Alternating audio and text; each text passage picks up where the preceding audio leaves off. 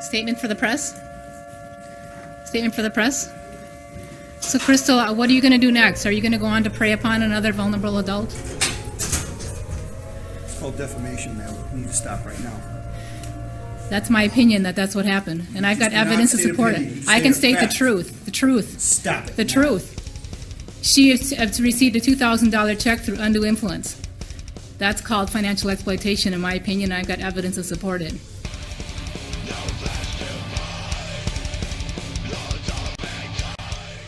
That was nurse Crystal MacLeod, admitted criminal, who preyed upon our dying friend, Jim.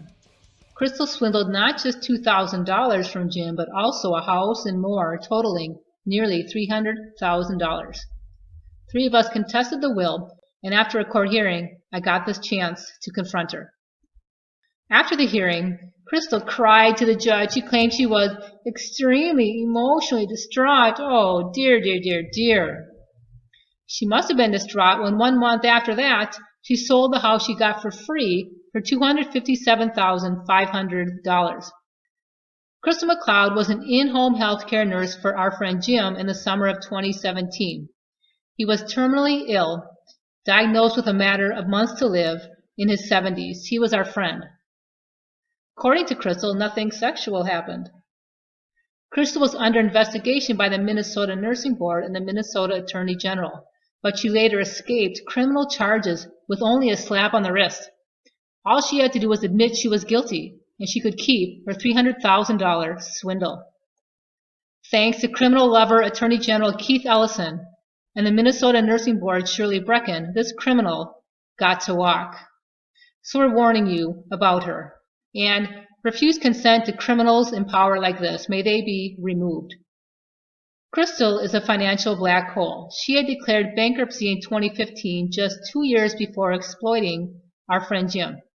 She had 14 creditors, apparently no children or medical bills, and was making $60,000 a year, but she still went bankrupt.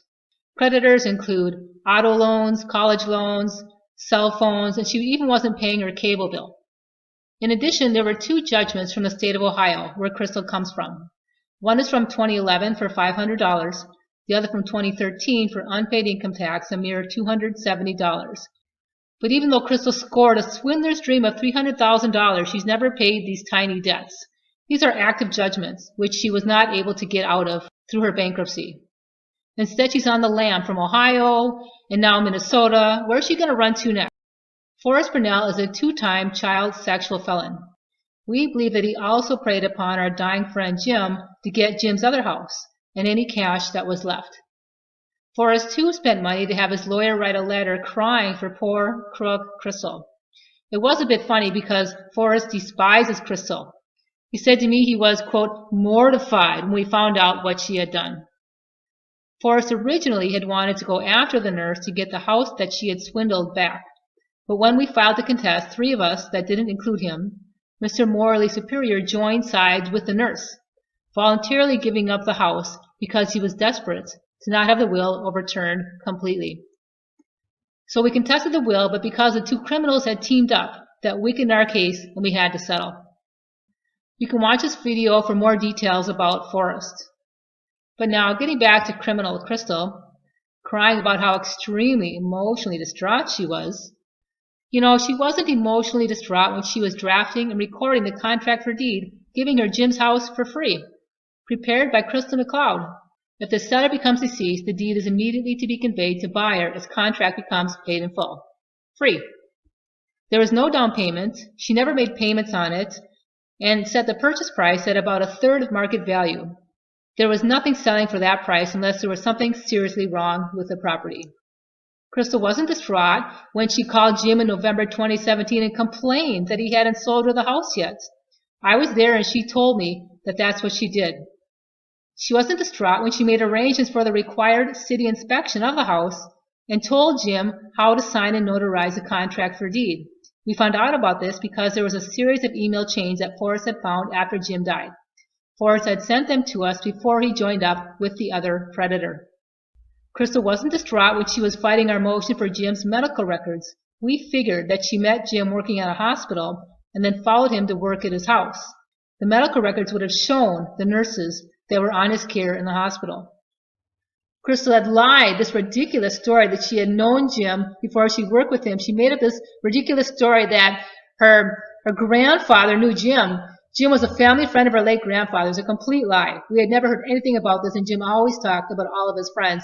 And then she said that because they were friends, then Jim wanted to give her this house for free. Completely ridiculous. That's what she said. It's a common type of lie to get away with a financial exploitation of patients. They claim that they knew the victim before they swindled them. She's really a thorough crook. And she also lied that she had voluntarily quit working for the agency. The fact is the agency had dumped her. And that was information from the emails that Forrest had found. Crystal wasn't distraught when she got herself nominated as the executor of her dying patient's will. She wasn't distraught on January 1st, 2018 when she coerced her terminally ill patient to give her money via email. She said, "I need to have you reimbursed more than the inspection. So far, please reimburse me that $500. She wasn't distraught 10 days later when she again pressured Jim for more money, adding $1,100 to her tally. "Can you do the reimbursement like we talked? So I'd be appreciative if you could cut a check for me ASAP. So that's $1,100 again." She wasn't distraught on February 12, 2018 when she harassed him a third time for money. "I hate to be pushy and ask, but can you please get me that reimbursement we talked about?" she emails him. "Please be well and please get me that reimbursement. I feel bad nagging." Oh, dear, dear, dear, poor Crystal. She wasn't distraught 3 days later when her dying patient said he was in the hospital with pneumonia and due to lack of funds, he didn't have the money to pay for in-home health care.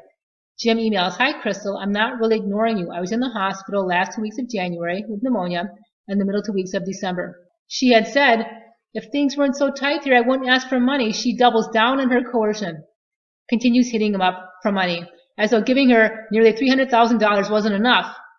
He has to keep throwing money at her. A complete predator. Crystal wasn't distraught when a few days later her dying patient asks her how much money she wants. "How much money do you need from me?" She says, well, she's not demanding. Of course, after having specified $500, $1,100, she says, "I don't know what amount you plan on reimbursing. I mean, sure, I could demand something, but that's not how I am. This is somebody who's got a real pathology, disturbance within her. Something wrong with her." And she wasn't distraught when she drove over to Jim's house, filled out the check to herself, and got him to sign it, several months after her agency had fired her from working with him. She wasn't distraught when her terminally ill patient said he was broke on April 14, 2018, and that he planned to sell another property to pay her. "No distress there. As for paying you, I am broke now. I do have a plan to fix that. I'll put the other duplex on the market, cash sale, and that will give me the money to pay you." This was just 6 weeks before he died. She was still hammering him for money, money, money, as though a house and $2,000 already wasn't enough. All of this when the contract for deed she drafted says she is responsible for repairs. The buyer shall be responsible for all maintenance and repairs to the property without limitation. She wasn't distraught after Jim died when she sold the swindled house for $257,000, as I mentioned earlier, and also when she got the house. She had kicked out the renters without giving them 30 days notice as required by law. This is somebody who's not distressed at all by breaking the law. And she wasn't distraught when 5 days after selling the house for $257K, she bought a brand new house in Louisiana. She had an active license in Louisiana and could work there without interference from the state of Minnesota, which was requiring her to notify employers of her investigation. Crystal wasn't distraught when she took $22,500 from the estate after Jim died, apparently to pay her lawyer Michelle LaFrischida, one of those sleazy lawyers who helped Crystal get away with her crimes. Crystal wasn't distressed here at all. No complaint to the judge about this. Lawyer Michelle said that she had, quote, "no issues with what crook Crystal did." You can watch this video here for more information about these sleazy lawyers who aided and abetted these criminals. Clearly, MacLeod committed the crime of financial exploitation of a vulnerable adult, which is a crime according to many statutes, also such as this one, the Safe Senior Act, and the Reporting the Maltreatment of Vulnerable Adults Act, and the Minnesota Nurse Practice Act. We all say it's a crime to exploit vulnerable adults, which is what Crystal MacLeod did without a conscience. You can look up her case at the Minnesota Board of Nursing's website and share this information about Crystal MacLeod so she can be stopped. in her tracks.